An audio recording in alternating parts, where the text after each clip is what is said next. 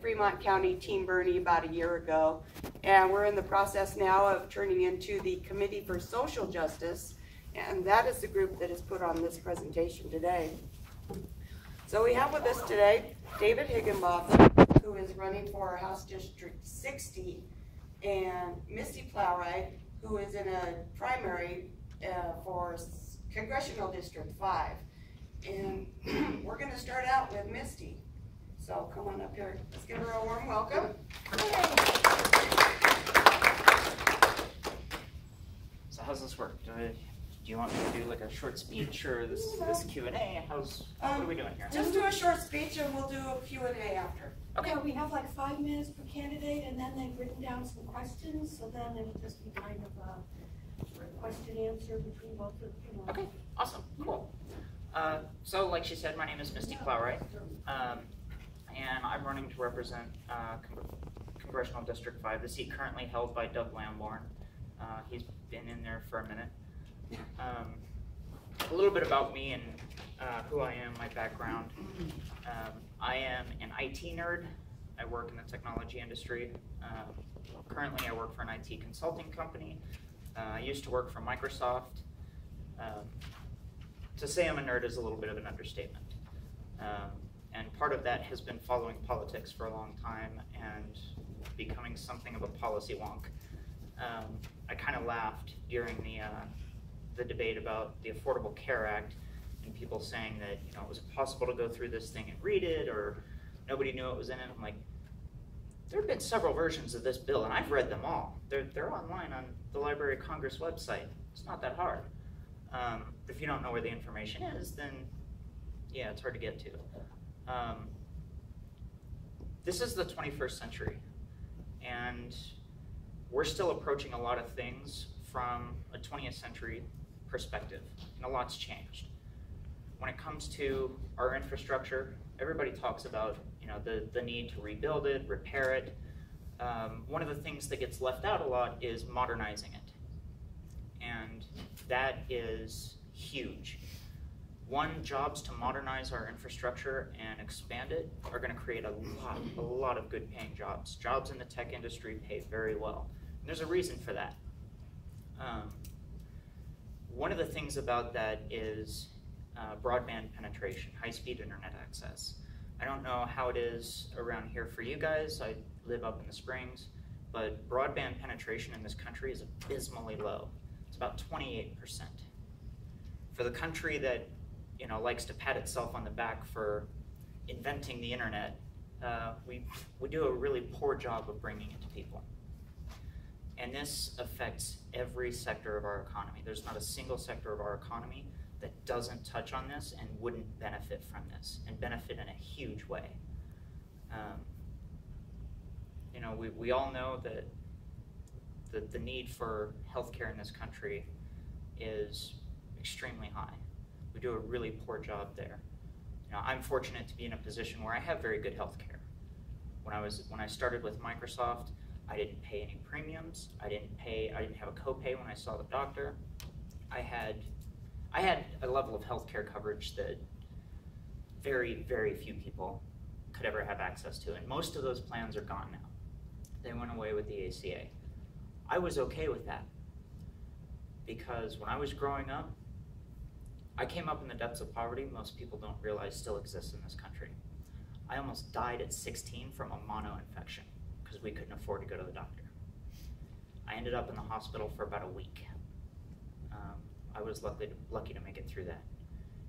If I have to pay 20 bucks to go see a doctor so that someone in my position where I was growing up can go and see a doctor and not die from what should be, kind of a minor deal, you know what, I'm okay with that.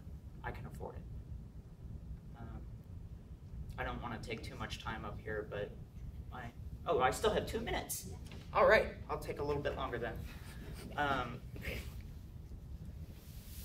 The biggest thing for me, I've been very fortunate to have a perspective that most people don't get. I've been very fortunate to be able to climb as high on the socioeconomic ladder as I have. And in doing so, in climbing that ladder, I've seen just how stacked against everybody our system really is. My mom was working at some points 3 jobs to try and provide for us, and she literally almost worked herself to death. She had a heat stroke at one of her jobs, and she never really recovered from that. And we still didn't have much. And thanks to some of the welfare reforms that passed in the 90s, we lost a lot of our aid.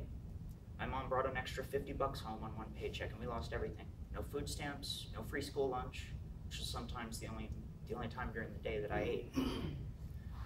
Our HUD, we lost everything. And the only reason we had a place to live is our landlord, who happened to be a lawyer, incidentally. You'll never hear me say a cross word about lawyers. His heart he couldn't put us on the street. He didn't have the heart to do it. Or maybe it was he had the heart to not do it. And we're all in this together. You know, we're all in the same country. Everything affects all of us. And it's not even just the country, it's the world. We're all on this little mud ball running through space together. And if we don't take care of it, if we don't take care of each other, we're gonna be in a bad way, and soon. So that's where I come from, that's where I approach things. Thank you.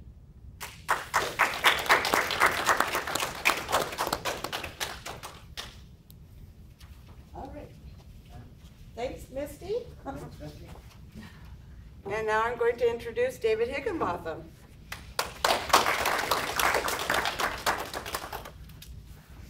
Hi, everybody. My name is David Higginbotham.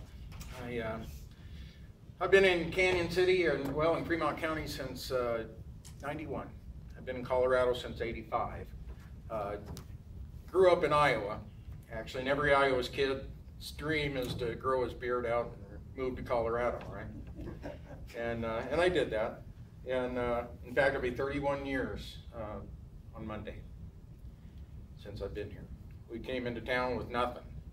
I mean, absolute 50 cents from Denver we had. And we bought a newspaper with that, and we're at work that same day. And at that time, there was a boom going on in the Springs, and it was easy to work. And I'm not really a politician by any stretch of the imagination. I own a small plumbing and heating company, and my hands are calloused. I've been underneath everybody's house in Canyon City and West Cliff and Park County, Lake County, Colorado Springs, Pueblo, the last 16 years. That's what I've been doing. 2012, I was on a job up in Dawson Ranch at a building, putting in a ventilation system when the ladder come out from under me. And people say, well, you fell off a ladder. I'd say, no, I rode it all the way down. And on the way down, I was thinking, you know, so much goes through your mind. And then I came to, and I knew what I had done. What I had done is driven my femur through the acetabula, actually, the pelvis. Drove it right straight through. And first time I'd ever really been injured that severely, you know. And you break fingers and you do that kind of thing in the trades, and you just do. And that introduced me to, I think, our healthcare system. And it was really, you know, and I've been paying a premium on a workers' comp policy that did me no good, no good. The only reason I didn't go bankrupt is because I'm a plumber, and my house was paid for, and I had money in the bank. And needless to say, that money's gone. The dream of building my house. I got my garage built, but not my house. So I'm still living in the little hovel that I had. Like Misty, I'm interested in broadband. I think it's a highway, right? And the FCC, I'm also a ham operator in 0VCZ, right? Section 706 of the Telecommunications Act of '96 says that there's to be a deployment and advancement of telecommunications to all Americans in a reasonable and timely fashion. And it's much like when FDR did the Rural Electrical Act. It's very similar to that. privatization. And so much of what I'm here to kind of talk about is the difference between privatization and the free market, or and what. Thank you. And how that affects people. And nowadays there's a movement to privatize virtually everything. And the thought is that business can do it better. But there are things that I think that the free market shouldn't get a hold of. Healthcare is one of those. God knows the elderly has been the base of my business. And I've watched and seen so many sad stories.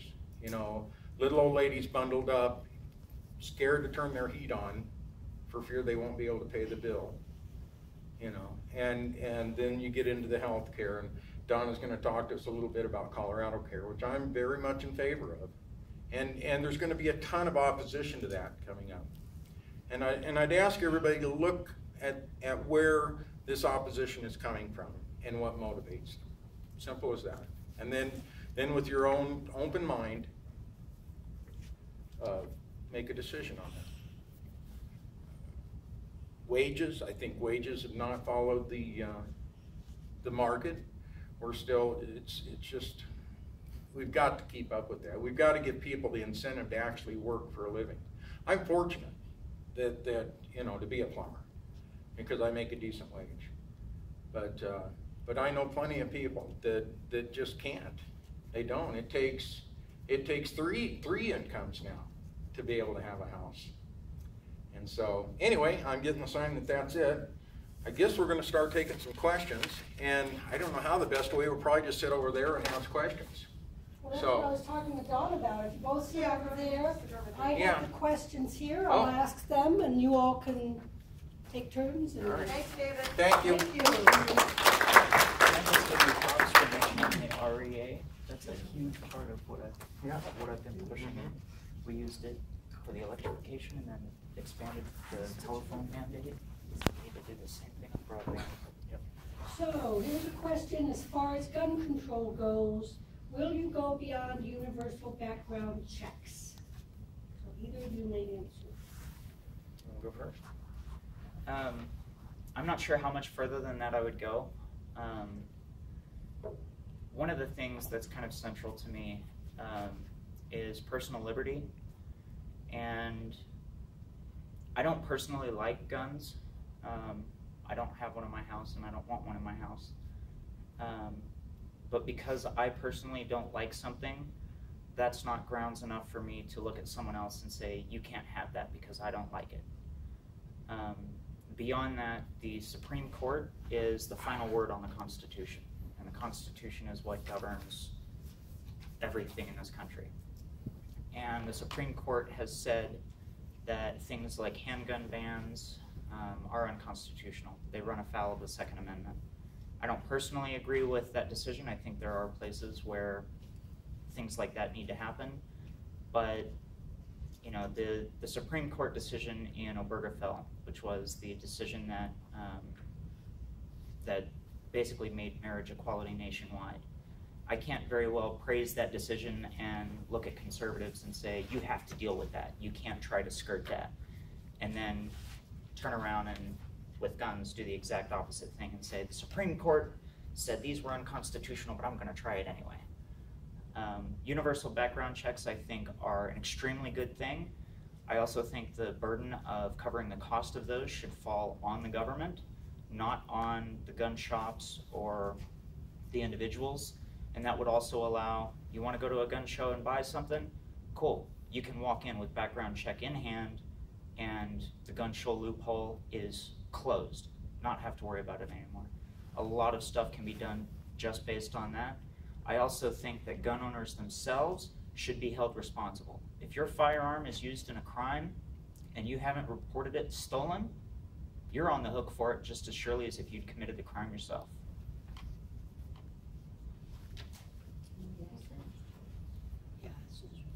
Okay, my thoughts on it. I live in a rural district, and if you've ever lived in the country, you know that there's critters that run around, and it's wise to have something,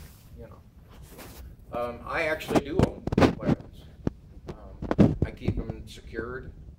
They're not where anyone can get to them. I probably couldn't even really get to them to protect myself, honestly, in a pinch. So I don't know that I'd go any further in background checks, but I think that the gun show loophole probably ought to be closed, because that's just, it does run against just the common thought that you're going to be able to go in, pay your $6, they'll call, you run through the information, and they do a check, and in 15 minutes you get your answer. You know, that's not so at a gun show. So that's a definite loophole there, and that does need to be closed. Going much beyond that, I'm not sure about. I don't have the inclination to do so. Fortunately, we're a rather rural community, and we're not plagued with the amount of gun violence that the larger cities are. And so here, most people are responsible gun owners, and I wouldn't seek to take that away from them. I would, on the other hand, say that I wish we'd worry more about our 14th Amendment rights and then our Second Amendment rights. If we gave the same fervor to that, Citizens United would not exist. So I'll say that. Thanks. Did Judy have a question that you want to ask? A follow-up? I would like to ask both of you, in the case of a violent spouse, an abusive spouse, would you keep that in mind as far as gun control? Do you want to answer first? I can, yeah. It's already a law that if you have a domestic violence, you've lost your gun rights. But is that followed through any background check? Yes. Yes. That a person is violent? Oh yeah, even if you've had a restraining order against you at some time that was made permanent, that also will restrict you from getting a gun. You'll have to go through a lot of loopholes in order to get that right back. And so it is, yeah, it can cause a snag. And very often that's the snag that's needed. Because impulse buys, I think, are when you have crimes of passion. And those we do have occasionally. So there's that, to have that cool-off period is nice. And like I say, there's already mechanisms in place on that. Yeah, I absolutely think anyone with a history of violence, you should lose your gun rights. If you've got a history of violence, then there is reason to expect that you would intentionally commit harm with a firearm. I do think it's something that people should be able to get back, but not until they've been evaluated, and it's kind of like, all right, your anger issues, your tendency to react to things with violence, whatever it is, you've dealt with that, you've solved it, moved on. But that's not like a, okay, I got arrested for domestic abuse, and a month later, okay, I've got my gun rights back. Now, this is something you have to show over time. I have found that people that have been abused tend to keep it to themselves and they are afraid to speak out. Yeah. So that would, to me, might never show up on an investigation. And that's true, and that's really unfortunate, but if it's never reported, there's no way to, you can't look at somebody and say, that person's prone to violence. You can sometimes detect abuse from an external standpoint, but if it's never reported, then there's nothing to go on. And it's really unfortunate, but it's hard to do anything there. Okay, thank you, both. Just one more quick thing on guns. I own guns. Mm-hmm. I own pistols. I own rifles. And I also own a gun that I don't think I should legally be able to own as just an average American citizen, and that is an assault rifle. So my question to you both is, do you think military-grade hardware should be legal for the average American to own, or are the millions of rifles and pistols that we can already legally own enough for any normal person? I would have a tendency to agree with you. Reagan actually put the ban on assault rifles, and Didn't Clinton take it? yeah, it's a strange world because we've really come so far the other direction, and I think that when you're afraid, you buy bigger locks, right? in bigger guns, and you think that's going to keep you safe, but in reality, you're in more danger than ever. You know, I think the incidence of people actually getting shot with their own weapon is very high, and sometimes it's their toddlers that are doing it, and so I think that's probably more to the crux of the question. Do we really need all these things? No. I don't need to own a tank, you know, to feel safe. I don't need to own a fully automatic weapon to feel like, you know, with 8,000 rounds of ammunition, although I know people that do believe that. They're prevalent here. You go up on the mountain and they're, you know. I don't feel safe with them owning. I kind of agree. Misty, any other? Yeah, so I actually used to be in favor of an assault weapons ban and banning high-capacity magazines. A very reasonable argument was made to me that changed my mind. I grew up in Arkansas. I don't know if there's anyone here who's lived in Arkansas. Arkansas's state teams for everything are the Razorbacks. Part of the reason for that is because Razorbacks are quite plentiful in Arkansas. They're basically wild pigs. But they've been wild for long enough that, you know, a lot of them have tusks, they're big, they're mean, and they destroy anything in their path. There are actually a number of small businesses in Arkansas for essentially Razorback extermination. You know, farmers got Razorbacks that are tearing up their field, killing some of their livestock. They'll call one of these guys, and they go in with assault rifles. And they've got to fire off a lot of shots real fast because Razorbacks come in packs. And if you don't get them all, they're going to come back with more. And that doesn't mean that I think it should be a free-for-all. Just because I don't think something should be outright banned doesn't mean that I don't think there should be a lot of restrictions and rules placed on it. It is something that should be pretty tightly controlled. You know, and I mean, like I said earlier, if your firearm is used in a crime and you haven't reported it stolen, you should be held accountable for that.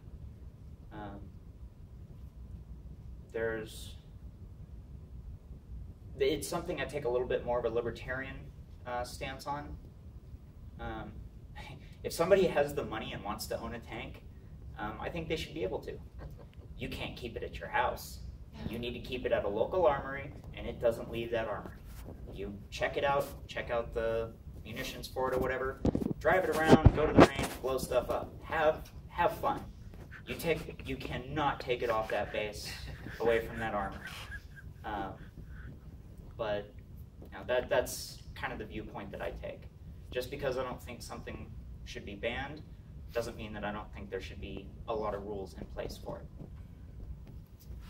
I'll follow up by saying that my nephew was in Kuwait, and they were allowed 180 rounds with them, which I think was 4 clips for their 6 weapon and their 2 clips on their sidearm or something like that. So added up to 180 rounds.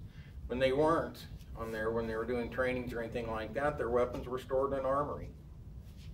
And you know, you don't just walk around, you know, with guns on you everywhere you go. I think that we go to great extremes to make sure that when you operate a vehicle, you have licensure and that you're capable of operating that. You prove that, right? You have insurances. You have, you know, there's a whole range of regulation on an automobile. And yet, you can buy a weapon anywhere. At any gun show, anybody can, regardless of anything. So there is room for some common sense gun control in America. There's room for it. The idea that we're here to take away your weapons is a fallacy, right? That's just not the way it is. I think probably Obama sold more guns and ammunition than any other president in our history, but not for the same reason, right? So a well-regulated militia, that's what the Second Amendment really states, and people neglect to say that. And so regulation is if you were to own a car. So another question is, tell us about Citizens United. Would you repeal that, or what are your thoughts on Citizens United? I'll go first on this one. Yes. It's one of the most disastrous things that's ever been levied on the American people, on our voting rights, on what it is to be a person, right? I'll believe that a corporation's a person when Texas executes one, right? That's really the way I feel about it. It's ludicrous to think that money is voice. And the more money, the more voice you have. And now recently we've just let it go tenfold. And that is just disastrous to a democracy. You will not have a democracy under those circumstances. You will have an oligarchy, I'll guarantee it. We do right now. What? Please call it that. Yeah. So, the biggest problem with the Citizens United decision is it went way, way further than it needed to. During oral arguments for Citizens United, something interesting and very, very tragic came up. The individual who was arguing the government's case for keeping the FEC regulations in place was asked a question, and I believe it was Justice Scalia who asked it. And he said, if I were to write a book, and this book has nothing whatsoever to do with politics, and in the back of it, I stamped, vote for Hillary, or don't vote for Hillary, would that book be banned under this law? And the individual representing the government's case said, yes, that book would be banned. That gets to the heart of free speech. You can't do that. Now, the Citizens United decision went way, way beyond that. It gave corporate personhood, money equals speech, and way, way, way further than it needed to. Overturned more than 100 years of precedent. What has allowed money to buy our politics has to be stopped. That part of Citizens United absolutely must be repealed. But at the same time, you can't censor speech. Yeah. What do we do about the 501Cs and the certain classifications where corporations and billionaires can funnel money through those 501 or whatever the number is, dark money into campaigns without staying anonymous? Mm-hmm. Yeah, that cannot be allowed to stand. Any organization that is doing any political work, and I don't care who it is, I don't care what it is, it needs to disclose all of its donors by name, and we need to be able to trace all of that money, where it's going, where it came from, and you know what? If it's funneled between several different groups, I don't care. You're not just going to have a line item that says random pack number 104. No, you're going to have wherever that money came from. And if you got money from a pack, cool, list all their donors, because realistically, that's what you have. Don't you think we ought to be able to do FOIA on everything? Absolutely. Like that? Absolutely. If you're, like I said, if you're a political organization, if you are trying to influence our politics, period, your books, your records should be public record, period. When I file with the FEC, my information is public. My address is up there, my phone number is up there. All of my information is up there and available for anyone that wants it from the FEC website. Why is my information available, including my donors and all of my financial reports, but the Heritage Foundation's isn't, or Americans for Prosperity? No, that's not okay. Transparency is huge, and I do think that there should be limits on the amount that outside groups are allowed to spend on elections. Amen. Amen. Yeah. For David, what is your position regarding the proposal to mine uranium in Fremont County? I have a tendency to be against that because I'm all for free enterprise, and if you own the mineral rights to something, you have a right to get those. When that right comes with a death count or any adverse kind of aspects of it that are going to result in that, then I think that takes precedence. there's Fracking then, the second part to that, is what is your position regarding fracking for natural gas? Well, you know, what's interesting about fracking is that we've been doing it for over 100 years, and quite dangerously. There was a time where we set a nuclear device off in Rifle, Colorado, to break up sandstone for what? For uranium. And the public very quickly put an end to that.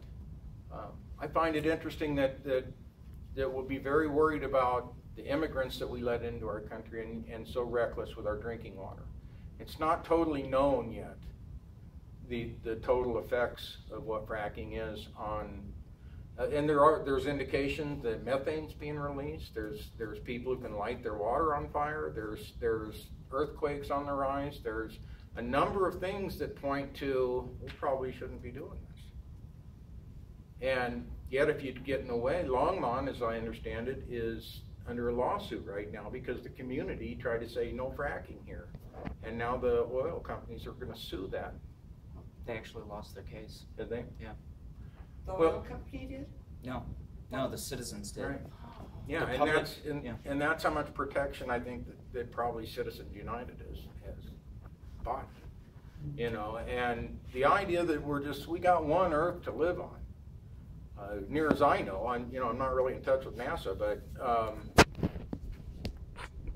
when the pollution and when it reaches a toxic level and people's livers just have to deal with X amount, right? Then the Safe Drinking Act of '75 and the Clean Water Act of earlier that decade and clear back to '48 means nothing. And that's going to be one of our biggest issues in the coming years. It's going to be able to find clean water that somebody else doesn't own because they want to privatize that. And to me, that's, well, in the trade we'd have a word for it, but I won't repeat it here. It's it's reckless. I'll say that. So then, Misty, I have a question from, I'm sure this is probably Lee. One, are you going to get me broadband in Coal Creek? I think you should. I think it absolutely. 74%. I think it absolutely should be available to you. I mean, I was thrilled to hear David mention the REA because that came directly out of the New Deal and was the Rural Electrification Administration. And that was responsible for getting electricity to this entire country. When FDR first ran for office, something like 2% of farmers in the country had electricity. You know, all the cities had electricity, but rural areas, you just David didn't also have it. mentioned that 1986 deal and made me think of deregulation. That's what we've got to thank for all of this, right? Mm-hmm. You know, 4 companies control all the internet and they have absolutely no incentive to I saw the Charter Spectrum truck drive by my house, and I was trying to catch him because I want to know what the hell he's doing out there, because we ain't got broadband. Well, right, and later on, telephone service was added to the REA's mandate, and that's what brought telephone service to the country. We need to add broadband to that too, and part of the reason for that, you are absolutely right. Very few companies are the only ISPs that you have to choose from, and they have monopolies in their area. They have absolutely no incentive. We have the worst internet in the world. I mean, you go to Sweden or someplace, and that stuff is going a jillion terabytes a second. Right, and the result of all that is going to be that we're not, when the next Tesla comes along or the next genius comes along with a cure to cancer or whatever, we're going to miss him. We won't even know if we've missed him or not, because we're just going to segment out and say to live in the country is a choice, and with that choice comes no internet. I didn't realize I was that far in the country. Exactly. I get to Florence in 5 minutes. It goes even beyond an incentive to do it. These companies, so some cities and areas in the country have actually said, you know what, we can't get you big ISPs to come in here and give us broadband, we're going to do it ourselves. The citizens vote on it, they say we're going to do this, we're going to pay for it ourselves, and the cable companies come in and sue those cities into bankruptcy. To me, that's criminal. No, you don't get to do that. We add wired broadband internet access to the REA's mandate. We get this rolled out throughout the entire country. I mean, one of the huge things that this affects is education. You're out in a rural area, getting to school can be hard. Chances are, because for some reason, fund schools with property taxes, and rural areas tend to have much lower property values, so their schools are grossly underfunded. If you've got high-speed internet, you can go to any school in the world in your pajamas from home. I mean, I work from home. I talk to people all over, and the vast majority of everything I do is online. You can have people doing their entire schooling from kindergarten up on a computer. 10 gigabytes a month. I wouldn't. In my house, That throttles me down if I use more than 10. Right. I watch too many videos. in my house, we use more than 1 terabyte a month of bandwidth. That's 1,000 gigabytes? Yeah, that's 1,000 gigabytes. And we use more than that per month. And part of that is 2 of us work from home. And we're also gamers. But as you pointed aptly too, it's all goes back to deregulation.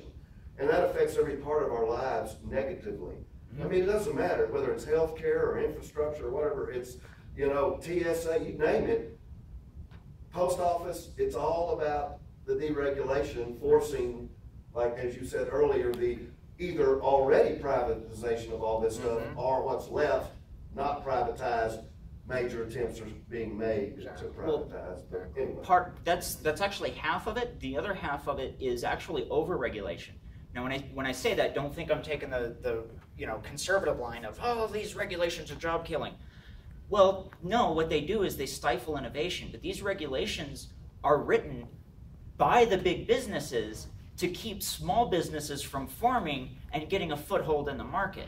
So small businesses are the only ones hurt by these regulations. If you think Microsoft or Comcast or Google or... Well, small businesses and all of us, all individuals, you know, that are hurt because we can't use your small business to get our broadband or whatever else. And because the barrier for entry for doing any of that is so high, because municipalities aren't allowed to subsidize getting that. If they try to, they get sued into oblivion. But Misty, about that broadband in Coal Creek, I don't think you ever actually, are you going to get me that broadband? Anywhere that there is a house should have access to broadband.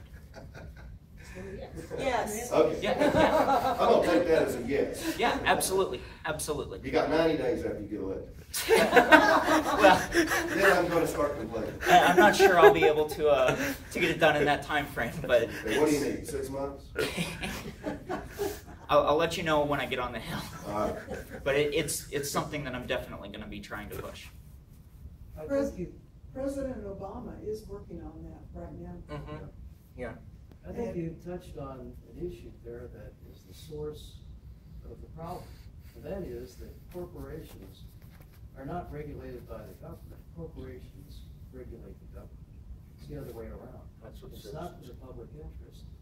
And the motivation is always the almighty dollar, profit. How do you get around that? I mean, you touched on everything from healthcare, broadband, you name it, protecting the environment. How do you get to that? Maybe not during the term of your position in office, but how do you address that? What do you see as the solution? Because that's the long-term answer Right. to every problem you're talking about. It all condenses to one issue. Right. How do you break the vice hold of corporations and profit, capitalism, on our society? Capitalism is like any other economic system. It's fine until people get a hold of it. And what the REA did was anywhere where we couldn't get a company to lay electrical lines or provide electrical service, we offered interest-free loans for them to do it.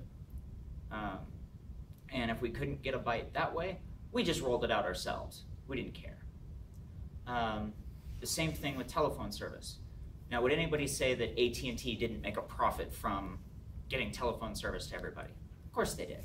So did all of the telephone companies at the time that we ended up splitting apart Ma Bell only to have it come together again 30 years later. But all of this can be approached without sacrificing the capitalist ideas, but you have to create those incentives. And if the private business isn't going to do it, that's where government needs to step in, take up the slack. The whole notion of charging for individual bits, like putting a 10 gigabyte cap on something, the cost of that infrastructure has already been paid. Any usage beyond that when it's getting used, that's pure margin. The margin on that is something like 96, 97%. That's the profit margin on that once the infrastructure is in place. So the reality of it is these companies don't want to do it because it'll drop their stock price 1/4 point for a week or a given quarter, and they don't want to take that hit. Well, if you're going to be that short-sighted, we'll step in and do it for you. You'll make profits on the back end, but that's okay because our people will have better service. And to me, I think it starts with campaign reorganization.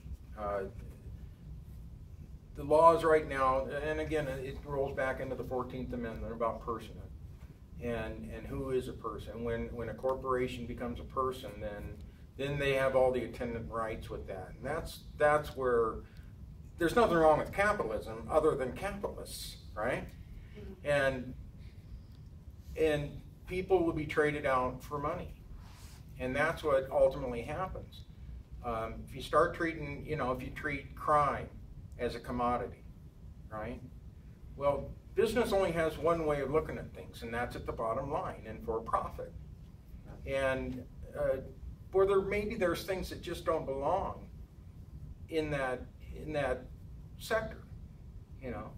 You can, there's a big push to privatize schools now, or Social Security, or any number of things. But I think the minute that you do that, you've stepped into a whole other game. Catherine, can I follow up just very quick on that? Mm-hmm. Kind of an answer to your question. I mean, we can blame corporations, and there's a lot of blame to throw on them. But you talk about it all comes down to the dollar. That's a mindset virtually all of us have and have taken through us throughout our lives and throughout history. Where can I get the cheapest gas? Where can I get the cheapest chicken thighs? Where can I get the cheapest color TV? And all of that. We all have that mindset. Mm-hmm. Your buddy brags to you about, I got this TV, 55 inches for $369, and I did this, and I did this. And that mindset perpetuates this deal. Mm-hmm. It's, now we're going to the lowest common denominator with everything. Right. And until the majority of Americans, it ain't gonna be easy. Because I want that $369 50-inch TV. My 50's too small. I need that. But until we recognize that we'd all be better off if I paid $500 for that, or if my chickens were free range, and actually got to walk around. This is just a huge mindset that we all as individuals have to, I'm going to Walmart because, I can get everything there. And all of this stuff, until we as individuals, 315 million of us, are able to work our way past that, and it ain't gonna be easy, then we're stuck in this what I call football mentality. How fast can you reach the other person's goal line and invade his territory and there no prize for 6 plugs. Yeah. Well, to some degree, we can have our cake here and eat it too. I'm actually really glad that you brought up Walmart because one of Walmart's chief competitors in that space is Costco. Costco pays their employees well. Their employees are well compensated. They have good benefits. Their CEO makes a lot of money. Costco is making money hand over fist. It's possible to do. They make a ton of profit. And you go into Costco, a lot of their stuff, it's not any more expensive than what it might be at Sam's. And sure, you'll get a couple of things that might cost a little bit more, and you'll also find stuff that costs a little bit less. You can do that. You can still have things available at a reasonable price without sacrificing, without screwing over your employees or screwing over everyone else. You can do that. Okay, so you made a little bit less profit this quarter. Well, the goodwill you got from that probably more than makes up for that, because people are going to be a lot more willing to shop there. And it's how you feel too. Yeah. You're better off making $15 an hour than $8 an hour, even if stuff costs more and you have to pay a little more. You're still going to feel everything. You're going to feel better. There's a paradigm shift that does, and I think it is emerging in this country. I do believe it is, and I think that when the millennials get here, they're going to there'll be some changes that are made. Laura? Yeah, they're here. One way to change some of the enculturation, and we're all a part of that, as that has been said before, is Ron and I had a conversation last night. We need to start buying and supporting our small businesses that we have left in Canyon City. You know, like Cup and Cone, and I'm just giving small examples, instead of going to franchise places that are backed by national monies. Well, in some cases, some are private. But I think that as people that are concerned about this, we need to go to Frank's TV and buy our TV. We need to go to Cup and Cone. We need to go to some of the other places in town that need our support. And even if you just buy one small thing, if everybody buys that one small thing, then it builds their profits, they can hire more people, it stimulates the economy. Now, once they get big enough, somebody's gonna notice, and they're gonna get bought. That's So, the problem, is the scoop up. Yeah, let's keep up. Do we have more questions, Catherine? We do. Do you support automatic voter registration at age 18? Yes. Yes? Absolutely. Absolutely. Okay. You don't have to go nowhere, it just comes in the mail. Yeah, Boom. well, all the men in here are going to be familiar with selective service registration. You already have to register for certain things when you hit 18. Voter registration should be automatic. You know what? You've been issued a social security number. We know when those social security numbers are issued. As soon as you hit 18, you are automatically registered to vote, and I think voting rights should be that is a sacred right. And there's too much voter suppression that goes on these days, and it seems to be universal. And you can't do that if everybody automatically gets registered Exactly. at 18. Well, and then how It's a lot harder. The crux then is how do we get rates above 30%, which is what our last election was, you know, and it really, it's going to take a well-educated, well-informed citizenry. Well, there's another piece to that too, which is excluding people from the process. I mean, I wasn't a registered Democrat until July of last year. I've always been a registered independent. As such, I've always been excluded from a very important part of the process. And by the time it got to the general election and I'm looking at my choices, I don't like any of my choices. Well, as you said, automatic voter registration would make it harder. It wouldn't eliminate voter suppression, because they can still, you're only gonna vote between 10 and 2 on this day, or you can do that, or if you register this, you can't do that, you know. It doesn't automatically get rid of that stuff, but. One of the things that I saw recently that I absolutely loved, I did a Reddit AMA last Monday, which is an Ask Me Anything. Reddit is an online forum. Be careful.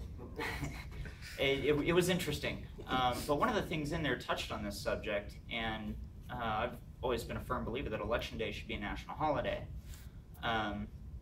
And realistically, we should all move to a vote-by-mail system. One of my reservations with that is homeless people get left out with that. And someone came back with, well, yeah, but if you make it a week-long thing where we have an election week instead of an election day, and you have, you know, community centers that are open for people to walk into and cast their vote, problem solved. You know what? I like that. I like that idea a lot. Let's do that. One day can still be a national holiday, but around it you build that. Exactly. Or more holidays.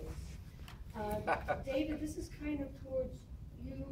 If you, as a business person, will you run your position as a business? If so, that's unacceptable. Well, that answers itself, doesn't it? I don't think that. I think that's the kind of where I'm at with things. Is that privatization has proven to be a negative aspect of things. So I don't think the public service is quite the same animal. You're going to have to noodle things out. You're going to have to take some concessions. Where in business you don't take many concessions. You stand flat-footed in favor or against, and you hold your ground until the whole thing comes to a halt. You know, and then everybody walks away. But you can't do that in government. So, yeah.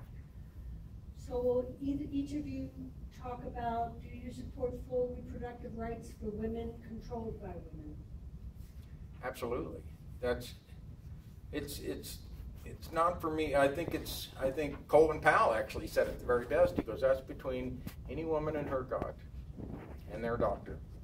And that's as far as we ought to get into it. It's not for me to mandate morality on anyone. I don't think mandating morality works all that great. Prohibition has shown us that. So I'm definitely pre-choice. Absolutely. I don't think the government has any place between a doctor and their patient, whether it's a man, a woman. I don't care. The government's place is not between you and your doctor. And those medical decisions are between you. Doug Lamborn actually, and this isn't quite related to that, but voted down a bill that would have allowed VA doctors to discuss the potential treatment with medical marijuana. No, sorry, you can't do that. Any medical decision needs to be made between a doctor and their patient, period. And then, this is a good one kind of to wrap up with, I think, or if you have any other questions, but if you had one issue to pursue is when you are elected, what would it be? Healthcare. Healthcare, healthcare, healthcare. Infrastructure jobs. Getting all of it rebuilt, modernized, repaired. Flint is not the only city that's being poisoned by their water pipes. It's just the one that we heard about a lot. And people have jobs, a lot of other things can come out of that. They're kind of connected. You wouldn't need as much health care. Well, that's, yeah. That's so true. Or at least you would be able to afford it until we can get there. And there's so many things that are so crucial to our country right now, especially. This is a do or die time in our country, and I firmly believe that. And to narrow it down to one issue is I don't know. I'm certainly motivated by healthcare, but campaign reform, like you say, the idea of privatization, the 14th Amendment, big about. So there's just much work to do. And really the laborers are few that are willing to do that work. What it really takes to step in there and fight against, I was talking with Dale Mullins the other day, and he was telling me when I get to Denver, he says, you will face an onslaught of so much pressure to give in, in 1,000 different ways. And so many people do yield to that it scares me, makes my stomach flip. And it'll take a backing of the community to have my back if I get in there, that just to help me get recharged and make decisions and just noodle this whole thing out. Well, speaking of getting in there, David, I know Misty's going against Langborn, but I'm a newbie to HD 60. Who? Jim Wilson. Oh, the great Jim Wilson. Yeah. And Misty is actually in a primary against right. Don Martinez, yeah. So we need to support Misty to get to the place where she can be. Is Misty better than Martinez? Well, as far as I'm concerned, and especially Yes. after today, that's what I'm going to say for both these speakers. Thank you so much. Thank you. Thank you for having us. I'd like to hear from Don. They need to get their information out, name recognition, Money. issue recognition. Plus, Misty is in a race, so she will be up against. So Martinez is a Democrat going against Misty. Yes. When do we vote on? Yes, when Misty is that and one again? Martinez? June 28th. 28th. Will we get that in the mail? Should be You coming should pretty Yeah, quick. yeah, right? should be I think coming real June quick. 6th is when it's going out. Yeah, June 6th is when they get mailed out. D-Day. So Monday Yeah. is when the mail gets sent out. Cool. Yeah. I want to thank both our candidates for being here. I thought that was very informative. Thank you. Kind of nice that it was a small group. We got some interchange about ideas. And so everybody, another round of applause. And we also have here, Donna Young is going to give a quick presentation about Colorado Care and about a what we're trying to get onto the ballot in November is $12 by 2020, which is a minimum wage increase. So I'll give a round of applause for Donna. Don, you have that petition here, I'm sure. I do have a petition over there on the table. I just want to talk about two things, and thank you for just giving me a couple of minutes. The first thing that I've been working on since November is Colorado Care. Who knows about Colorado Care? I think most of you have been to one of our presentations. The reason that we're doing this is the same reason that these people are running, is that we need to create a society that's more fair. One of the major issues is healthcare, and I'm really pleased that particularly David is speaking out for a change in our healthcare system. And I would encourage you to learn about Colorado Care, to talk to your friends about it, and if you have any questions, be sure to ask me or somebody else, but you can also go online to ask about it. What I have here is some flyers, and what I would really like to have you do is just take some and put them in your pocket or in your purse, and when you talk to people, just hand them out. One of the things that I've noticed is that when I go around and give talks, or when I talk to people in the street, I went up and down the street during Blossom Festival before the parade, most people have no idea about this Colorado Care being on the ballot in 2016. What we can do is reach out to people. 80% of the people will be really impacted by this, in that their premiums will go down and their health care will improve dramatically. And so we need to get the word out, and I'm glad that David is going to be out there talking to people in our district. And I hope that Misty will do the same thing, because that's what we stand for. So I'd like to ask you to take some of these, hand them out to people. And if you are in an organization or any place where people get together, even if you can get 10 people together at your house to talk about this, I would be happy to come. We have presentations that we can do, we have information that we can hand out, but we need to get this word out to people, and we need your help. And here's the other thing. There is a group of many, many organizations in Colorado that are working on this idea of increasing the minimum wage. Does anybody know what the minimum wage is right now, without looking at the petition? $8.31 an hour. That's about $17,000 a year if you work full time. And it's not all just teenagers getting a summer job. 85% of the people are over 20 years old who work at minimum wage, and many more people than that than we are aware of. 1 in 4 women make less than $12 an hour. So this petition is to get on the ballot so that the minimum wage is increased incrementally until 2012, when it becomes $12 an hour, and then it increases automatically year after year as the standard of living increases. So what I would like to do is, all we're doing is going out and getting some signatures to get it on the ballot, and then asking you to talk to other people about it. If this is our progressive community, or your representatives of our progressive community, we need to let people know what's available out there and what other people are trying to do. So Dawn has her petition. I have a petition here. We're going to, it has to get on the ballot this year. Required? Pardon me? How many signatures required to get on? 98,000. 98,000. Mm-hmm. But like with the Colorado Care, we got 150,000 signatures. almost 50,000 of those were thrown out by the Secretary of State for whatever reason.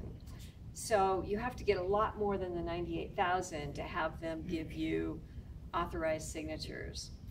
So I appreciate your time. Does anybody have any questions about either of these issues? What causes the signatures to get thrown out? What are like the top 3 reasons?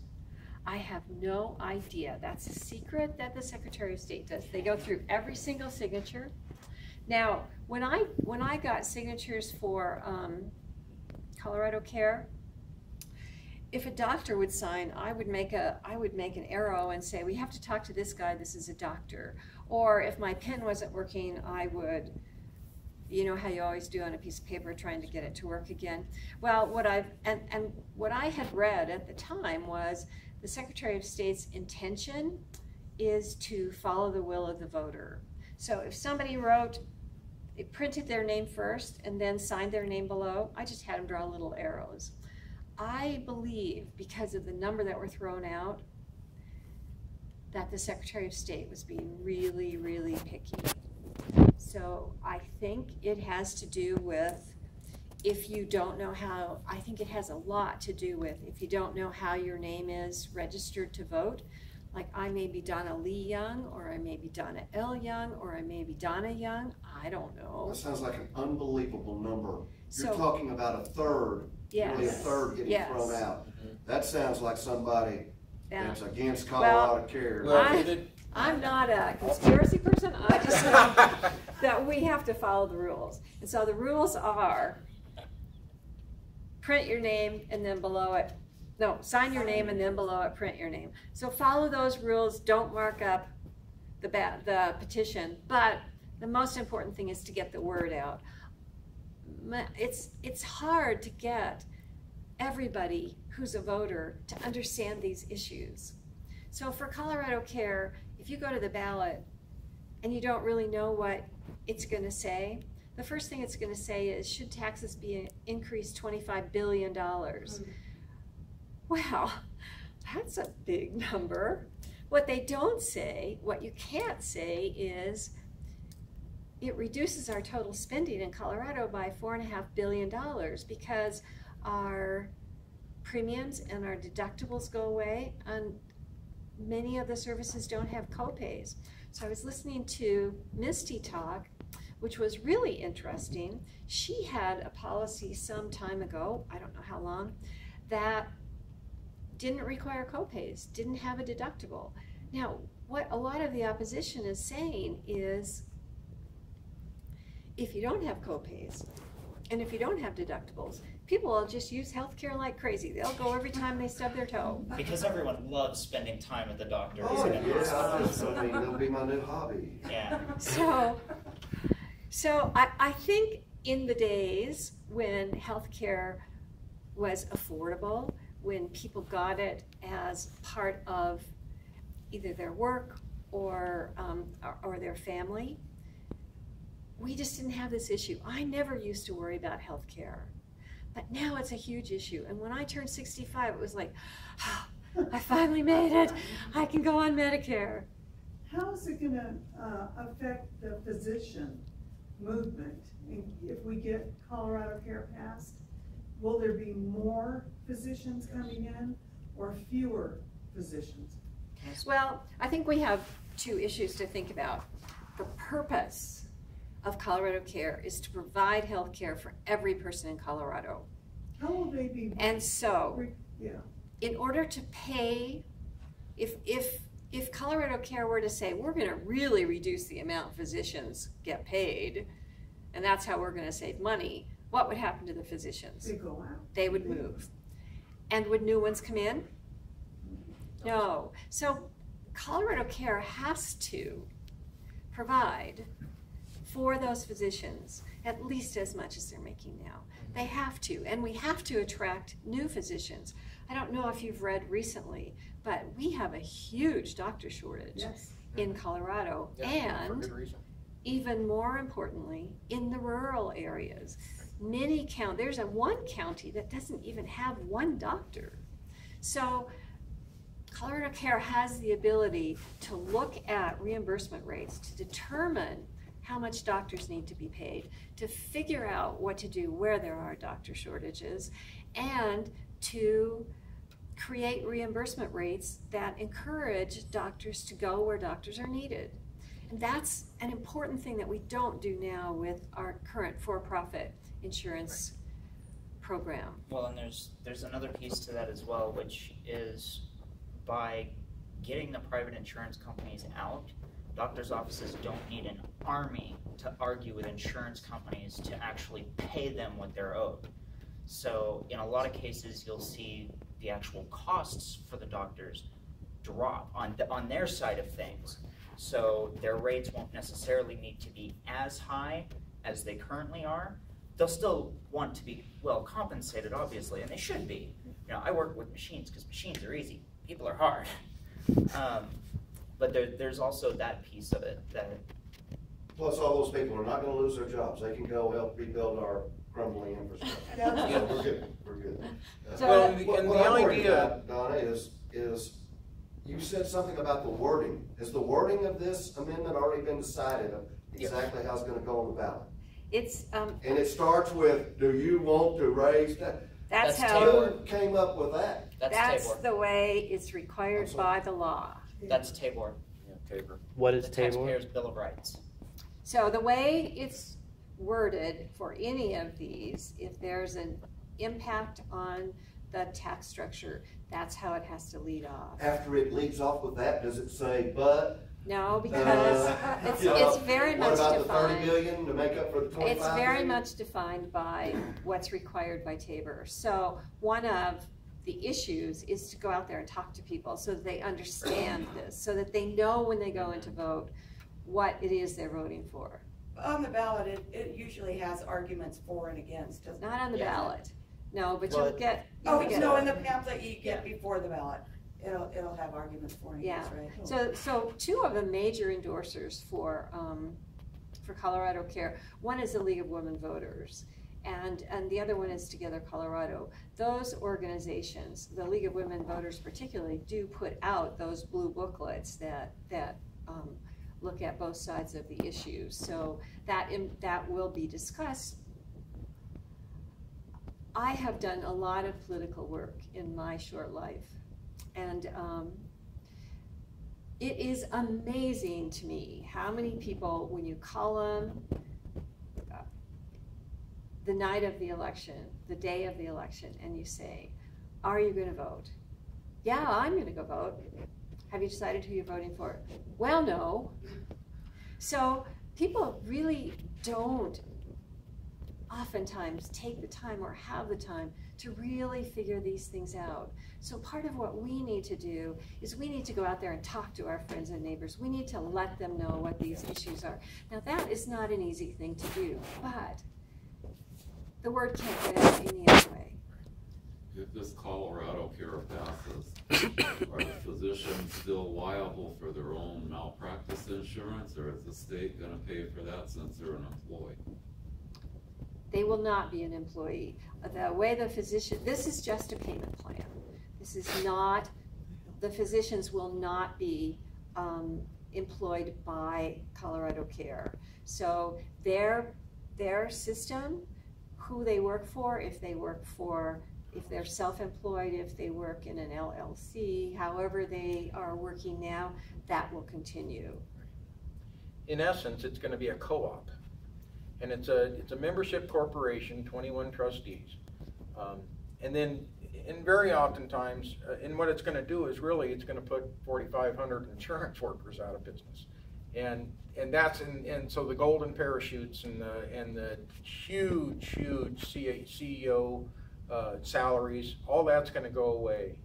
Preemptive care will start in, and gradually we'll become healthier and healthier as a society.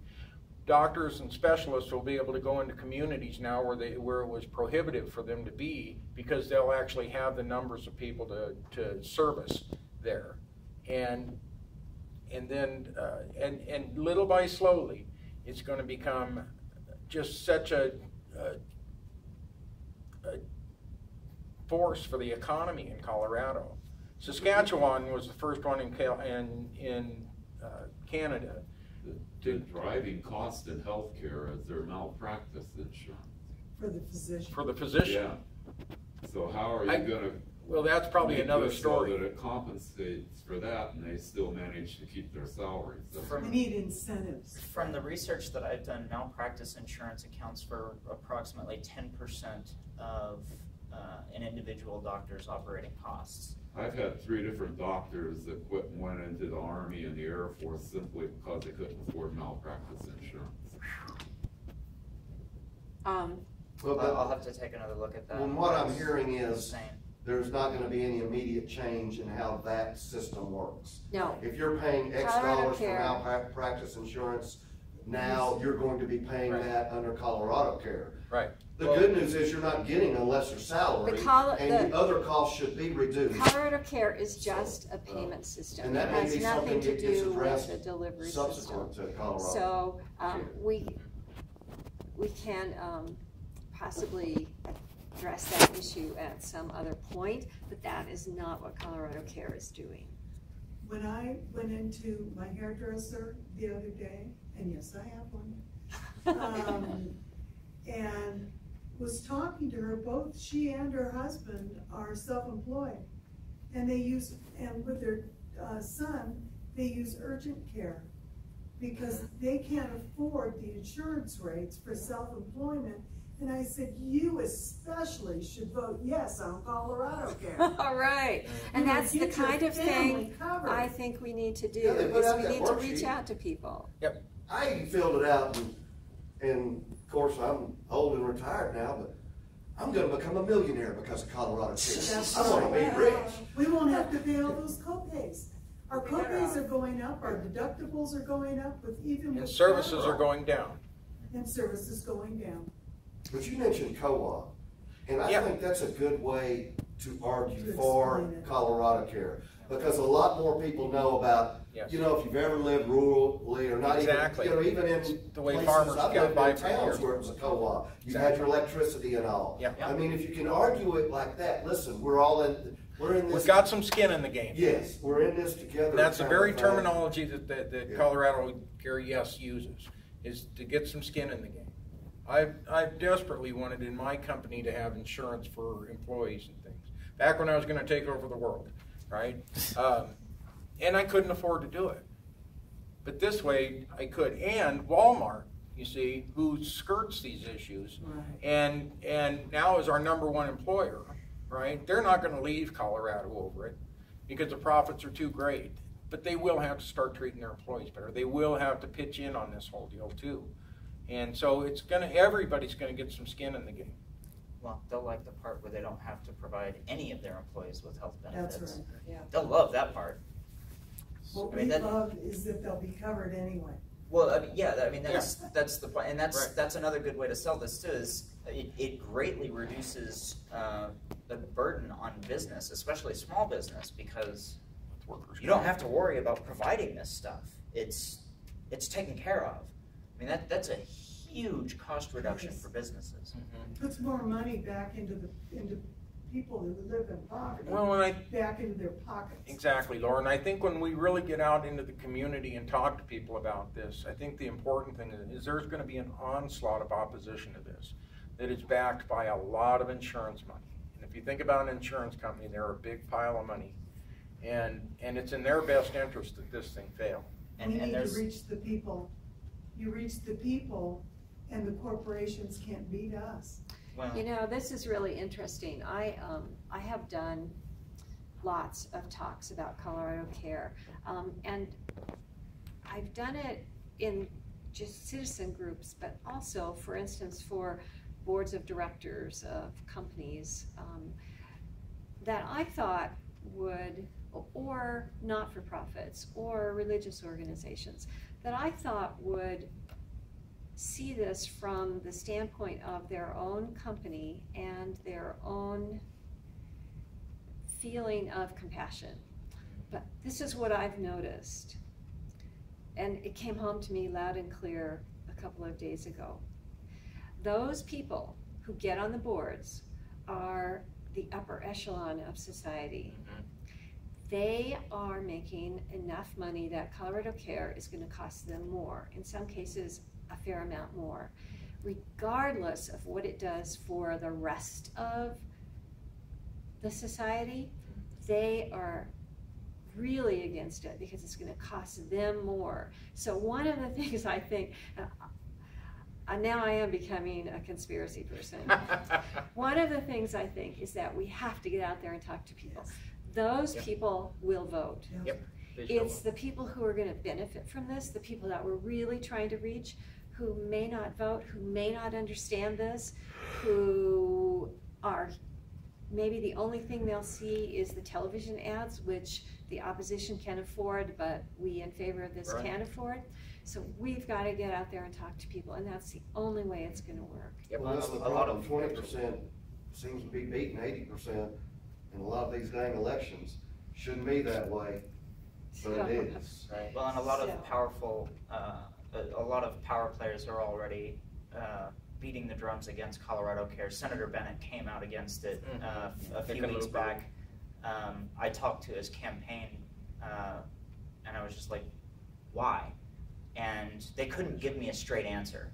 And basically what it comes down to is Bennett is so afraid to lose his seat in the Senate that he's taking away something Republicans can beat him over the head with, rather than standing up and saying, no, you know what, this is right, and here's all the reasons why.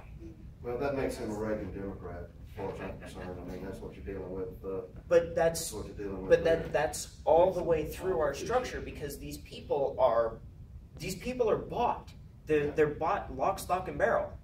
And I was even talking with the AFL-CIO, and their political director, their Denver political director, when I asked him, why is the AFL-CIO against this? He couldn't give me an answer, and he finally said, you know what, I don't even understand it myself, because none of the reasons I've been given make any sense. Well, you said it already. Look, if John McCain will support Donald Trump after what Trump has said, he's already been a politician for 30 years. He wants to be one so bad. He'll do anything. Somebody can say afraid of anything losing to you, power. He'll do anything. But that's a good argument when it's a good argument to use, not when you're arguing with people, but when you're talking to people, is that, you know who's against this? The big insurance companies. Do you like insurance companies? You know who's against this? Big pharma. Are your medicines cheap enough for you now? You know, you've got to get through to them that these are the people putting all those ads up there. These are the people. Why do you think that the insurance companies are against this? Why do you think Big Pharma is against this, you know? Well, just because you're paranoid doesn't mean they're not out to get you. Right? Give the man a cookie. That's the long and the short of it. I think it's a little bit easier to reach people, and we all run into people every day that we could be talking to. Yes, about exactly, this. and that's incumbent upon But us. what we need to do is personalize it for them, not personalize it for us. And then they start talking about their own situation, because I can relate to Misty's upbringing, where healthcare was just, I went to Planned Parenthood as a young adult because there was no other place that we could go. Yeah, that's perfect. Perfect. Don't talk about yourself. What's your situation? Yeah, This is how it'll help and you. then they'll relate back to you and tell you. I mean, people open up when they tell you that they don't have healthcare. I mean, I've had prescriptions that costed $1,000 a month. I've got one I can't get because it's $400 a month. Right. We're retired. I'm so on fixed sorry. income. Yeah, Terry Bradshaw tells you to go get that shingles vaccination Right. every other day. Yeah, price it out. Let's see if your insurance company covers that. Price it out. Vaccines But I'll generally tell you, aren't- Dawn's doing something because she started a little movement, and her and like-minded people came together, and now they're active. And I think it's incumbent upon all of us to be our own little committee for social justice and find a few of our friends and by God, make some phone calls. Do something. Get some skin in the game on this thing, because it's an opportunity, really, I think, for Colorado to once again pave the way and drag the rest of the country into the 21st century. And we need it badly. It's hard to talk to businesses. It is. I'm a business, I get it. My mother's a business owner, she owns 2 businesses, and when you tell her about the .67 You bet. and the .33, and then she has to pay 10% on her passive income, she is just like, no way. And if I can prove it to her financially, because that's the only thing business people care about, Right. is the bottom line, small business and big business. And I'm still working on that. So Yeah. here's what I've totally decided, having worked on that for a long time. Some people are not going to vote for Colorado Care.